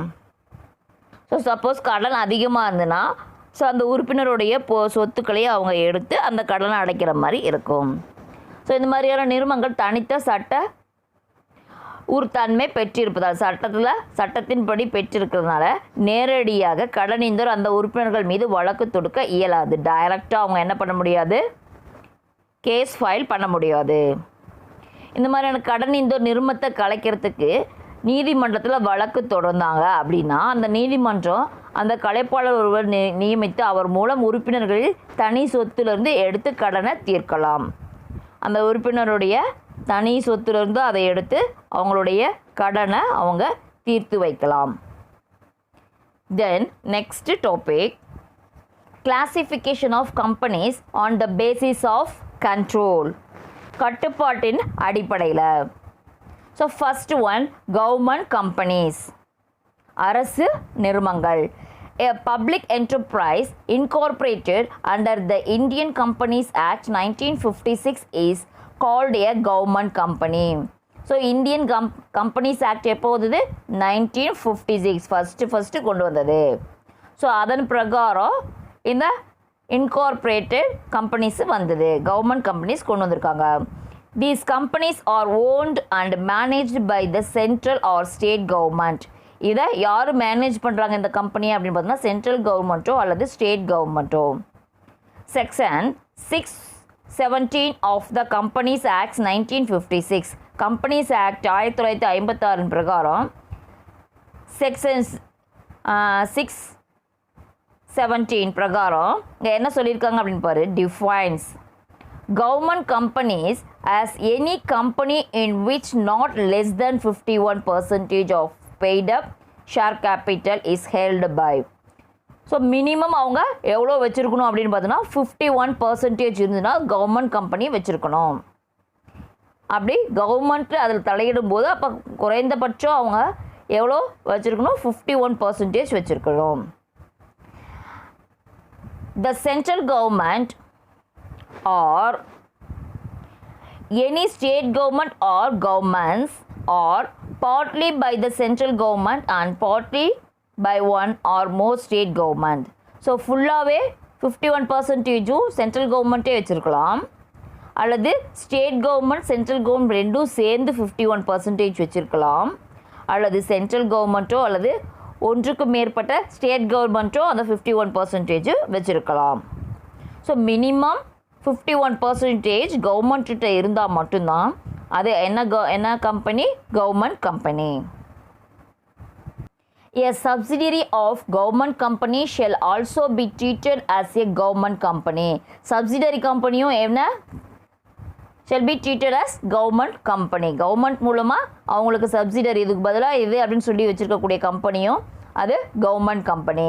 These companies are registered as private limited company. அந்த மாதிரியான கம்பெனிலாம் எந்த கம்பெனி எப்படி பேர் வச்சுருப்பாங்க? private limited company அப்படின்ட்டு நேம் இருக்கும். ஸோ அதனுடைய management and their control with the government. அது எல்லாமே யார் கண்ட்ரோல் பண்ணுவாங்க? கவர்மெண்ட் தான் கண்ட்ரோல் பண்ணுவாங்க. This is a type of organization. இது ஒரு type of organization where both the government and private individuals, so both ப்ரைவேட்டும் கவர்மெண்ட்டும் ரெண்டு பேர் சேர்ந்து செய்யக்கூடிய shareholders. Sometimes these companies are called as mixed ownership company. So சில சமயம் அவங்க என்னன்னு சொல்லுவாங்க? அதை மிக்சட் ஓனர்ஷிப் கம்பெனி அப்படின்ட்டு சொல்லக்கூடியது. ஃபார் எக்ஸாம்பிள், அதுக்கு சில எக்ஸாம்பிள்ஸ் இருக்குது. என்னென்னு பாரு. Steel authority of India, Indian oil corporation, oil and natural gas corporation, Bharat heavy electricals, இதெல்லாமே இதுக்கு எடுத்துக்காட்டு. Then next one, holding companies. As per section 2 subsection 87, subsidiary company or subsidiary in relation to any company. So as per section, என்ன section பிரகாரம்? 2 subsection, அதனுடைய உட்பிரிவு 87 பிரகாரம் subsidiary company அல்லது subsidiary அப்படின்னு சொல்லக்கூடியது என்ன அப்படின்னு பார்த்தீங்கன்னா அது relation to any other company. It means a company in which the holding company, அதுக்கு பேர் என்ன அப்படின்னு பார்த்தோம்னா holding company. First one, controls the composition of the board of director. Control the composition of board of director. யார் இதை control பண்ணுறாங்க அப்படின்னு பார்த்தோம்னா board of director. பெரும்பான்மையான இயக்குநர்கள் நியமிக்கவும் அல்லது நீக்கவும் அதிகாரம் பெற்றிருக்க வேண்டும். The next, exercise or controls more than 1/2 of the total share capital either at its own or together with one or more of its subsidiary companies. So ஒரு நிறுவனத்தில் மொத்த பங்குகள் முழுவதுலையும் 50% அதிகமான பங்குகள் அவங்க இருக்கணும். ஸோ அதுதான் இதில் சொல்லியிருக்காங்க. Then provided that such classes of holding companies as may be prescribed shall not have layers of subsidiaries beyond such members as may be prescribed. So இப்போ அந்த நிறுவனத்தில் பிடிப்பு அப்படிங்கிறது என்ன சொல்கிறாங்க? பிடிப்பு நிறுமம் அப்படின்ட்டு சொல்கிறாங்க. ஏன்னா கிளாஸ் ஆர் கிளாஸஸ் ஹோல்டிங் கம்பெனின்னு என்ன? பிடிப்பு நிறுமங்கள். ஸோ அது கட்டுப்படுத்த நிறுமம், துணை நிறுமம் என 2 வகைப்படும். அது எப்படி 2 வகைப்படும்? கிளாஸ் ஆர் கிளாஸஸ் எப்படி? shall have been layer of subsidiary beyond such number of prescribed. So கட்டுப்படுத்தும் அல்லது கட்டுப்படுத்தாமலும் இருக்கும். The next, subsidiary companies. Subsidiary companies are subsidiary in relation to any other company. It means a company in which the holding company, அதுக்கு என்ன பேர்? Subsidiary கம்பெனியோ அல்லது சப்சிடரின்னு சொல்லக்கூடிய ரிலேஷனாக இருக்கக்கூடிய company என்னன்னு சொல்கிறாங்க? ஹோல்டிங் கம்பெனி, பிடிப்பு நிறுமம் அப்படின்ட்டு சொல்லுவது. First one, controls the compensation of the board of directors. So அவங்க என்ன பண்ணுறாங்க? கண்ட்ரோல் பண்ணுறாங்க. யார்? அந்த board of directors. Then exercise or controls more than 1/2 of the total share capital either at its own or together with one or more of its subsidiary company. So more than half of 50% மேலே அவங்க கண்ட்ரோலில் வச்சுருக்கணும். Then for example, H Limited holds more than 50% of the equity share capital of S Limited. So H Limited என்ன பண்ணுறாங்க, more than 50% equity share கேபிட்டலை அவங்க வச்சுருக்காங்க. Now H Limited is the holding company of S Limited. H Limited அப்படிங்கிறது என்ன, S Limited உடைய holding company, and S Limited is the subsidiary of H Limited. S company அப்படி S Limited வந்து H கம்பெனிக்கு subsidiary கம்பெனியாக இருக்கும். Then next topic பாரு, classification of companies on the basis of nationality. தேசிய இனத்தின் அடிப்படையில். First one, domestic companies. A company which cannot be termed as foreign company under the provision of the Companies Act should be regarded as a domestic company.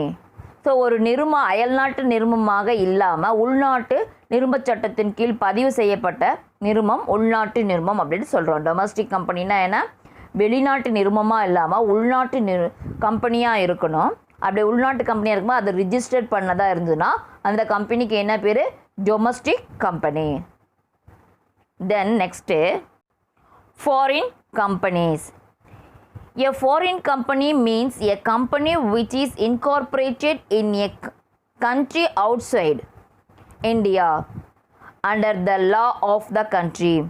After the establishment of business in India, the following documents must be filed with the registrar or companies within 30 days from the date of establishment. Foreign company அப்படிங்கிறது என்ன அப்படின்னு பார்த்தோம்னா, it is a which incorporated in country outside. So அந்த nation கண்ட்ரியோட அவுட்சைடில் இருக்கக்கூடிய company தான் வச்சு ரன் பண்ணக்கூடிய கம்பெனி தான் என்ன, foreign company. After establishment of business in India, இந்தியாவில் எஸ்டாப்ளிஷ்மெண்ட் பண்ணதுக்கப்புறம் இருக்கக்கூடியது. The following documents must be filed. கீழே இருக்கக்கூடிய டாக்குமெண்ட்ஸை கண்டிப்பாக ஃபில் பண்ணும். ஸோ அது எப்படி இருக்கணும், the register of companies within 30 days from the date of establishment. So the establishment பண்ண 30 நாளுக்குள்ள இருக்கணும். First one, a certified copy of the charter or status under which the company is incorporated or the memorandum and articles of the company translated into English. So அதை எப்படி இருக்கணும், அதனுடைய copy, certify of copy, சார்ட்டருடைய copy, அது certification இருக்கணும். So அது மட்டும் இல்லாமல் அது எப்படி இருக்கணும், அந்த கம்பெனியை எல்லாமே டிரான்ஸ்லேட் பண்ணியிருக்கணும், இங்கிலீஷில் டிரான்ஸ்லேட் பண்ணியிருக்கணும். Then next, the full address of the register office of the company. அந்த கம்பெனியுடைய அட்ரஸ்ஸு ஃபுல்லாக இருக்கணும், ரெஜிஸ்டர் பண்ணியிருக்கணும். The next, a list of directors and secretary of the company. அந்த கம்பெனியுடைய டைரக்டர்ஸ் யார் யார், செக்ரட்டரி யார் யாருன்னு லிஸ்ட் இருக்கணும். The next one, the name and address of the person resident of Indian who is authorized to accept. So இந்தியாவில் யார் அந்த பர்சன் இருக்காங்க, அவங்க அதை யார் அக்செப்ட் பண்ணியிருக்காங்க. On behalf of the company, service of legal process and any notice served on the company. அந்த சர்வீஸில் எந்த ஒரு லீகல் ப்ராசஸ் மூலமாக போயிருக்கணும். ஸோ எந்த ஒரு நோட்டீஸும் இந்த கம்பெனிக்கு அன்வான்டாக வந்திருக்கக்கூடாது. தென் நெக்ஸ்ட், மல்டிநேஷ்னல் கம்பெனிஸ், பன்னாட்டு நிறுவனங்கள். A multinational company is a huge industrial organization. So multinational company அப்படிங்கிறது என்ன, மிகப்பெரிய organisation. First one, operates in more than one country. இது எப்படி இருக்கும், ஒரு கண்ட்ரிக்கு மேலே அதிகமாக குறைந்தபட்சம் ரெண்டு கண்ட்ரி இருக்கும். ஸோ ஆப்ரேட் பண்ணுற மாதிரி இருக்கும். Then next, carries out production, marketing and reach activities on international scale in those countries. So அதனுடைய ப்ரொடக்ஷன் எப்படி இருக்கும், ப்ரொடக்ஷன், மார்க்கெட்டிங் எல்லாமே இன்டர்நேஷ்னல் லெவலில் இருக்கும். The next third one seeks to maximize profit world over. So maximize profit நம்ம world wise நம்ம collect பண்ணிக்கலாம். A domestic company or a foreign company can be a MNC. domestic company அல்லது foreign company எப்படி இருக்கும்? MNC இருக்கும். For example Microsoft corporation, அதுக்கு என்ன example பார்த்து மைக்ரோசாஃப்ட் கார்ப்பரேஷன்ஸு வேர்ல்டு ஓவராக சேல்ஸில் இருக்குது. தென் நெக்ஸ்ட்டு நோக்கியா கார்ப்பரேஷன், இது வந்து mobile company Nokia. Then next Nestle, இது ஃபுட் ப்ராடக்ட். நம்ம வீட்டில் நிறைய நெஸ்லே ப்ராடக்ட் வச்சுருப்போம். நீ தெரியல அப்படின்னா நீ வீட்டில் போய்ட்டு கிச்சனில் உங்கள் அம்மாட்ட கேளு, ஏதாவது எடுத்து கொடுப்பாங்க. பார்த்தீங்கன்னா அட்லீஸ்ட் குறைஞ்சது ஒரு 2-3 ப்ராடக்டாவது வீட்டில் நீங்கள் நெஸ்லே ப்ராடக்ட் இருக்கும். Then next Coca Cola. Then next international business machine, PepsiCo, Sony corporation. So இதெல்லாம் example of multinational companies. Then next topic memorandum of association. A memorandum of association is a legal document prepared in the formation and registration process of limited liability company to define its relationship with shareholders. So அப்போ இந்த memorandum of association அப்படின்றது என்ன? இது ஒரு legal டாக்குமெண்ட்டை prepare பண்ணக்கூடியது. அது எப்படி இருக்குன்னா அது ஒரு ஃபார்மேட்டில் இருக்கும். அது ரிஜிஸ்டர்ட் ப்ராசஸ் பண்ணி அவங்க அந்த லிமிட்டட் லைபிலிட்டிக்கு கொண்டு வரணும். It reveals what powers it has and what activities the company is permitted. So அவங்களுக்கு என்ன பவர் இருக்குது, எந்த மாதிரியான ஆக்டிவிட்டி பண்ணலாம், அந்த கம்பெனிக்கு எந்த மாதிரியான பெர்மிஷன் கொடுத்துருக்காங்க அப்படின்ட்டு தெரிஞ்சுக்கணும். Any act of the company outside the scope outlined in its memorandum is said to be ultra vires. அது எப்படி எந்த மாதிரி இருக்கும் அவங்களோட outline? Memorandum is said to be ultra virus and is not binding on it. So அது எப்படி இருக்கும்? Cover பண்ணாமல் இருக்கும். It is the constitution of the company in its relation to the outside world.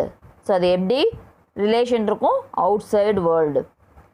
It is a public document and any person dealing with the company is presumed to have a sufficient knowledge. அவங்க கம்பெனியோடைய குறைந்தபட்ச sufficient knowledge இருக்கக்கூடிய person தேவை. It is the primary document of a company. இது எப்படி இருக்கும்? முதன்மை டாக்குமெண்ட்டாக இருக்கும் அந்த கம்பெனிக்கு. தென் அதனுடைய கண்டென்ட்ஸ் என்னென்னு பார்ப்போம். First one, name class. The name class required to state the legal and recognized name of the company. So அப்போ அந்த நேம் எப்படி இருக்கணும்? ரெகக்னைஸ்டு. அந்த கம்பெனிக்கு லீகலாகவும் இருக்கணும், ஸ்டேட் லீகலில் ரெகக்னைஸாக அந்த நேம் இருக்கணும். The company name is allowed to be registered. The company name எப்படி இருக்கணும்?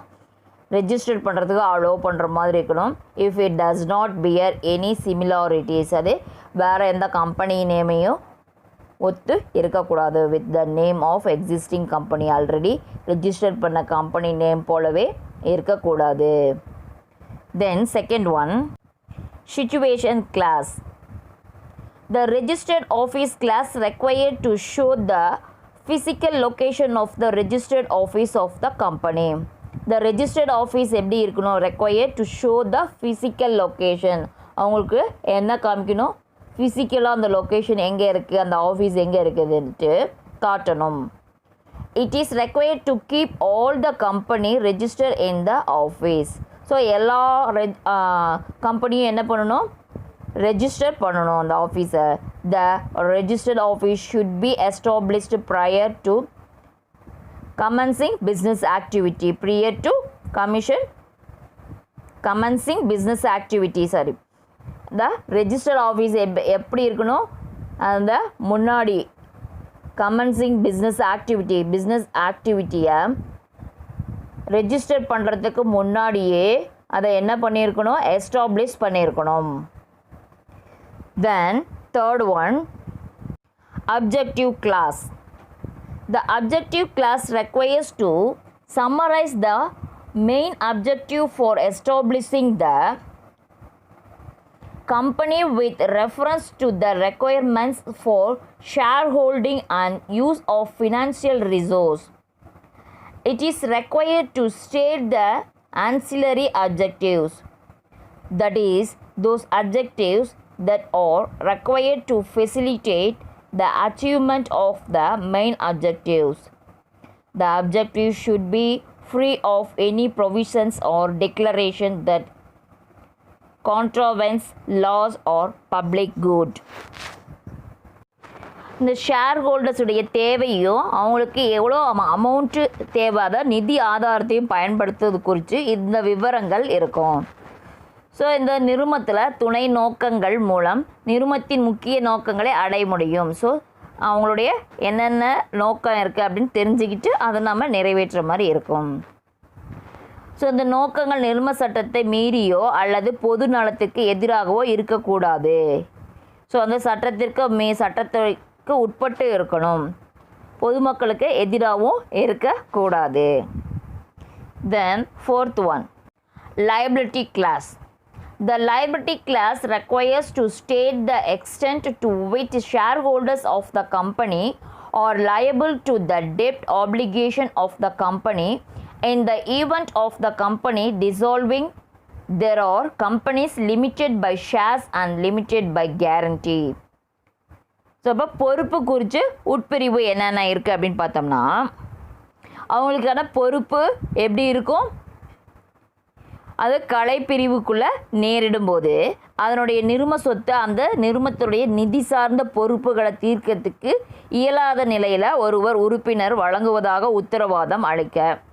ஸோ அந்த கம்பெனியால் அதை செலுத்த முடியாது அப்படிங்கும்போது ஒரு உறுப்பினர் அவர் என்ன பண்ணுறாரு, ஷேர் ஹோல்டர் அதை நான் செலுத்துறேன்னு ஒத்துக்கிட்டாருன்னா இங்கே குறிப்பிடப்படும் இந்த பொறுப்பு உறுதி நிறுமத்தோடைய பங்குதாரர்கள் பொறுப்பு என பங்குகளை வச்சிருக்க அளவு அந்த கலைப்பின் போது, அதாவது நிறுமத்தை கலைக்கும் போது தருகின்ற தொகை மற்றும் கலைப்பு செலவை எல்லாமே அதில் உள்ளடக்கம்.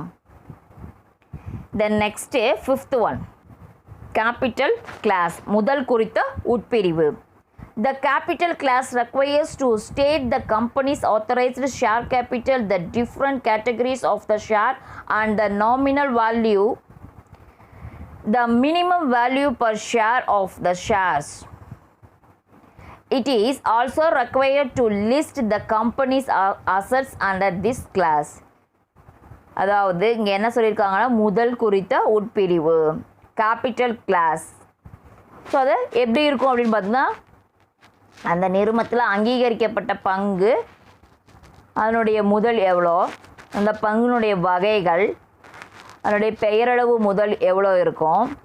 ஸோ அதை எல்லாத்தையும் குறிக்கக்கூடியது தான் என்ன, இந்த முதல். ஸோ அது நிறுமத்துடைய சொத்துக்களை பற்றி இந்த இதில் குறிப்பிட்டிருக்குது.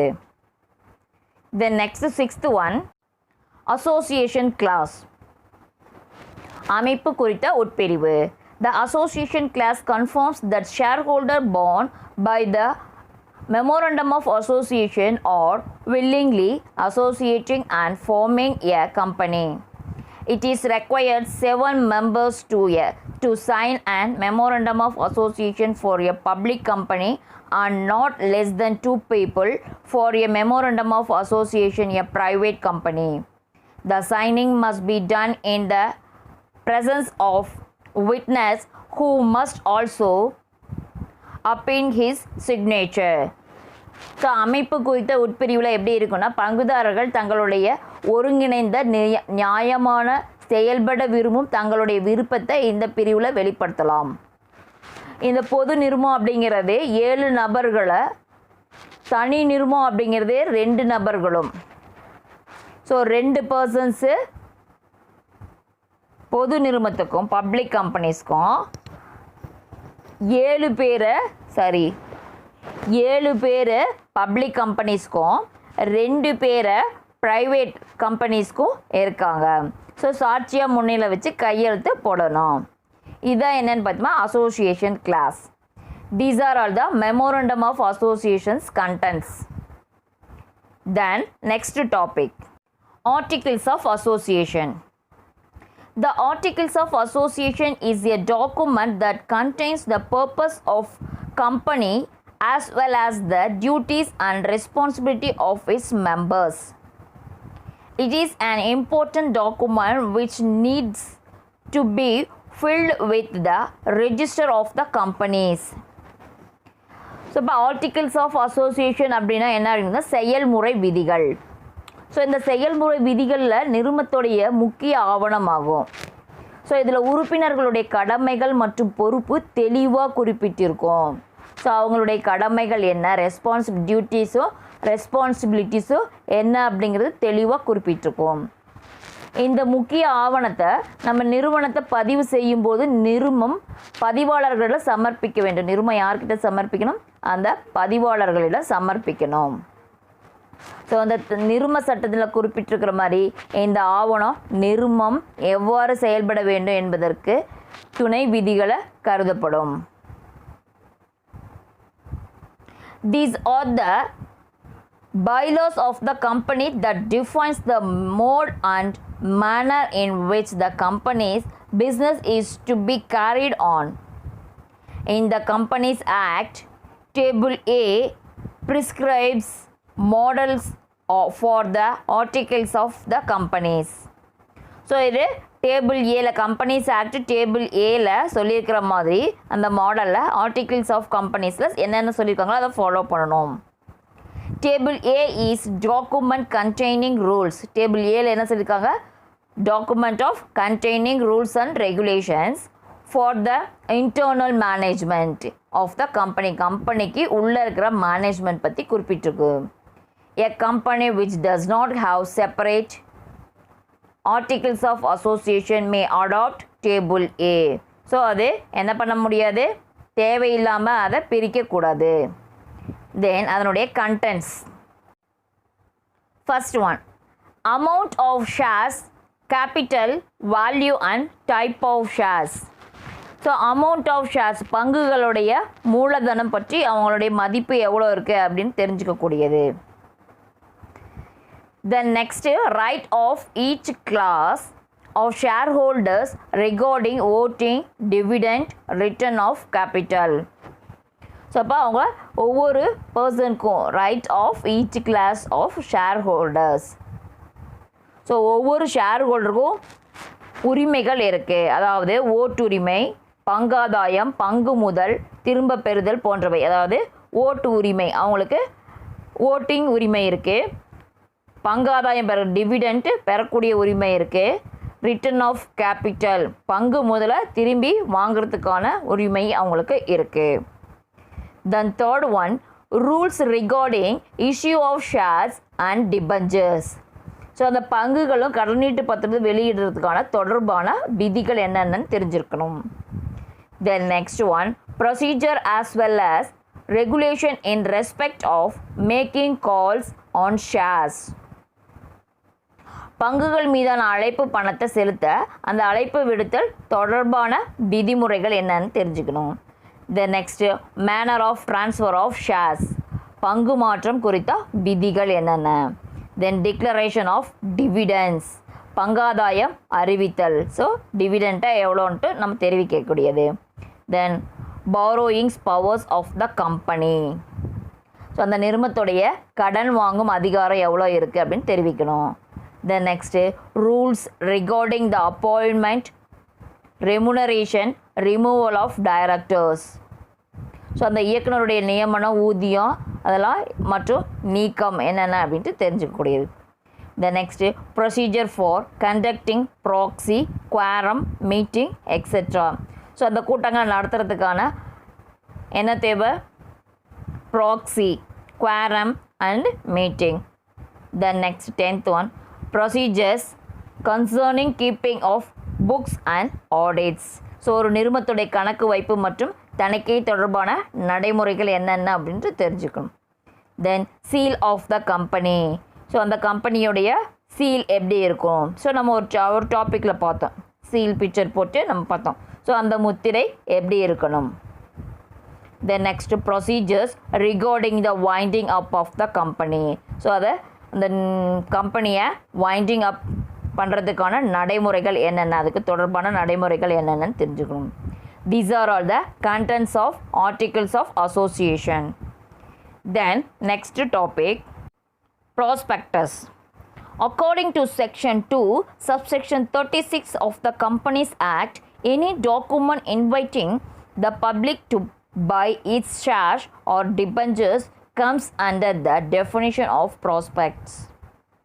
It also applies to advertisement inviting deposit from the public. So prospects அப்படிங்கிறது என்ன அப்படின்னு பார்த்தோம்னா தகவல் அறிக்கை.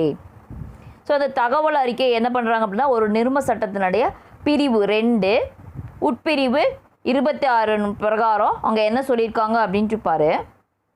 ஒரு பொது வரையறை நிறுவனம் தாம் வெளியிடும் கடனீட்டு பங்குகளையும் கடனீட்டு ஷேர்ஸையும் டிபஞ்சர்ஸையும் வாங்குமாறு பொதுமக்களுக்கு அழைப்பு என்ன பண்ணுறாங்க விடுக்கும்போது ஒரு ஆவணம் தகவல் அறிக்கை. ஸோ இது ஷேர்ஸு டிபஞ்சர்ஸ் வெளியிட்டிருக்கோம் அப்படின்ட்டு சொல்லி அறிவிக்கை தரக்கூடியதாக என்ன அப்படின்னு பார்த்தோம்னா ப்ராஸ்பெக்டஸ். பொதுமக்கள்கிட்டருந்து வாய்ப்புகளை பெறுவதற்கு வெளியிடப்படும் விளம்பரம் தகவல் அறிக்கை. அதாவது இந்த விளம்பரம் கொடுக்கக்கூடியது ஷேர்ஸ் டிபஞ்சர்ஸ் இஸ்யூ பண்ணியிருக்கோம் அப்படின்னு சொல்லி ஆட் பண்ணக்கூடியது தான் என்ன அப்படின்னு பார்த்தோம்னா ப்ராஸ்பெக்டஸ். தென் அதனுடைய கண்டென்ட்ஸ் என்னென்ன, உள்ளடக்கம் என்னென்ன இருக்குது அப்படின்னு. The only window through which a prospective investor can look into the soundness of a company venture. Hence, it must specify at least the following matters as per Schedule 2. Schedule 2ல என்ன சொல்லியிருக்காங்க அப்படின்னு பார்த்தோம்னா அந்த தகவல் அறிக்கை அப்படிங்கிறது ஒரு நிறுவன தொழில ஆதாயமிக்கதாக இருக்குமா என்பது முதலீட்டாளர் நோக்கும் சரளமான அமைகிறது, சாளரமாக அமைகிறது. முதலீட்டாளர் நோக்கக்கூடிய சாளரம் அதுபோல் அமையுது. ஸோ அந்த அட்டவணை 2 படி ஒரு தகவல் அறிக்கை எப்படி இருக்கும் அப்படின்ட்டு நம்ம பார்ப்போம். So first one, the prospectus contains the main objective of the company, the name and address of the signatures of the memorandum of association and the number of shares held by them. So அந்த தகவல் அறிக்கை அந்த நிறுவனத்தினுடைய நோக்கத்தை உள்ளடக்கி இருக்க வேணும். அதில் நிறுவனத்தினுடைய அமைப்பு, முறையீட்டில் கையெழுத்திட்டவருடைய பேர், முகவரி எல்லாமே இருக்கணும். அவர் வச்சுள்ள பங்குகளுடைய எண்ணிக்கை எவ்வளோ அப்படின்ட்டு தெரிவிக்கணும். Then next second one, the name, address and occupation of the directors and managing directors. அதாவது டைரக்டர்ஸுடைய நேம் என்ன, அட்ரஸ் என்ன, அவங்களுடைய தொழில் என்ன, ஸோ அந்த மேனேஜிங் டைரக்டர் என்ன, யார் யார் அப்படின்ட்டு தெரிவிக்கணும் தெளிவாக. ஸோ இயக்குனர், மேலாண்மை இயக்குனர் ஆகியோருடைய பேர், முகவரி மற்றும் தொழில் ஆகிய விவரங்களை தெரிவிக்கணும். தென் third one, the number and classes of shares and debentures issued. So நாங்கள் என்ன பண்ணுறாங்க, ஷேர்ஸும் டிபஞ்சர்ஸும் எவ்வளோ வெளியிடுறாங்கங்கிறத அந்த எண்ணிக்கை தேவை. Then fourth one, the qualification shares of directors and the interest of directors for the promotion of company. So அந்த இயக்குனருடைய தகுதி பங்கு குறித்து விவரங்களை தெரிவிக்கணும். The next fifth one, the number, description and the document of shares or debentures which within the 2 preceding year have been agreed to be issued other than cash. So last 2 year preceding 2 இயர்னு கொடுத்துருக்காங்க. So அப்போ கடந்த 2 ஆண்டுகளில் so கேஷாக வேறு மறுபயனுக்காக வெளியிடப்பட்ட பங்குகளை அல்லது டிபஞ்சர்ஸை அது குறிக்கக்கூடிய விவரங்கள் என்னென்னு தெரிவிக்கணும். The next one, the name and address of the vendors of any proprietary acquired by the company and the amount paid or to be paid. So அந்த நேம் என்ன, சொத்துக்களை நிறுவனத்திற்கு விற்பனை செய்வதற்கான பெயர் மற்றும் முகவரி, அதற்கு வழங்கப்பட்ட தொகை எவ்வளோ, ஸோ அல்லது செலுத்தப்படாத தொகை எவ்வளோ அப்படின்ற விவரங்கள் எல்லாமே அங்கே நம்ம லிஸ்ட் பண்ணணும். பெய்டு பண்ணது, பெய்டு பண்ணாத amount எவ்வளோன்ட்டு. Then seventh one, particulars about the directors secretaries and the treasurers and their remunerations. அவங்க டைரக்டர்ஸ்க்கு, செக்ரட்டரிஸ்க்கு, ஸோ மேனேஜர்ஸ்க்கு அவங்களுடைய சேலரியோடைய டீட்டெயில்ஸ் என்ன அப்படின்ட்டு தெரிவிக்கணும். அதாவது ரெமுனரேஷன் என்ன, சேலரி, அவங்களுடைய வருமானத்துடைய டீட்டெயில்ஸு தெரிவிக்கணும். Then next the amount for the minimum subscription. So பங்கொப்ப தொகை எவ்வளோ அப்படின்ட்டு, மினிமம் சப்ஸ்கிரிப்ஷன் எவ்வளோ அப்படின்னு சொல்லிட்டு நம்ம தெரிவிக்கணும். The next one, if the company carrying on business, the length of time of such business. So அந்த கம்பெனியுடைய செயல்பாட்டு வரும் நிறுவனமாயின், செயல்பட்டு வரக்கூடிய நிறுவனமாக இருந்துச்சுன்னா அந்த வியாபாரத்தினுடைய கால அளவு எவ்வளோ, பீரியட் ஆஃப் டைம் எவ்வளவு, தொழில் அமைப்புடைய விவரங்கள் என்னென்ன, அந்த பிஸ்னஸுடைய விவரங்கள் என்னென்ன அப்படின்ட்டு தெரிவிக்கணும். The next 10th one, the estimated amount of preliminary expenses. So தொடக்க செலவு எவ்வளோ அப்படின்னு நம்ம எதிர்பார்க்கப்படுறோங்கிறத தெரிவிக்கணும். Then 11th one, name and address of the auditors, bankers, solicitors of the company. அந்த தணிக்கையாளருடைய, வங்கியாளர் மற்றும் வழக்கறிஞர்கள் ஆகியோருடைய பேரு மற்றும் முகவரி என்னென்ன அப்படின்ட்டு தெரிவிக்கணும். Then next 12th one, time and place where copies of balance sheet, profit and loss account and the auditor's report may be inspected. So அந்த தணிக்கை செய்யப்பட்ட லாப நட்ட கணக்கு, இருப்புநிலை குறிப்பு மற்றும் தணிக்கையாளருடைய அறிக்கை ஆகிய எல்லாத்தையுமே பார்வையிட அனுமதிக்கும் நேரம், இடம், ஸோ என்ன அதனுடைய நகல்கள் எல்லாம் நம்ம என்ன பண்ணணும், சப்மிட் செய்யணும். The next 13th one, the auditor's report so submitted must deal with the profit and loss of the company for each year of 5 financial years immediately preceding the issue of prospectus. So இந்த last 5 வருஷமாக அந்த நிறுவனத்துடைய லாப நட்டம் குறித்த அறிக்கையை நம்ம சமர்ப்பிக்கணும். Then last one, if any profit or reserve has been capitalized, the particulars of such capitalization will be stated in the prospectus. So அந்த நிறுவனத்துடைய முந்தைய லாபம் அல்லது காப்பு நிதி, லாபம்னா என்ன, ப்ராஃபிட், காப்பு நிதினா என்ன, ரிசர்வ். ஸோ அதன் மூலமாக என்ன இருத்தல், அதனுடைய விவரங்களை தகவல் அறிக்கையில் கட்டாயம் குறிப்பிட்டிருக்க வேணும். அதனுடைய விவரங்கள் என்னென்ன, பர்டிகுலர்ஸ் என்னென்ன அப்படின்றத அந்த ப்ராஸ்பெக்டஸில் கட்டாயம் குறிப்பிட்டிருக்கணும். These are all the contents of prospectus. Now completed chapter 6. Thank you for listening my class. We will meet in next class.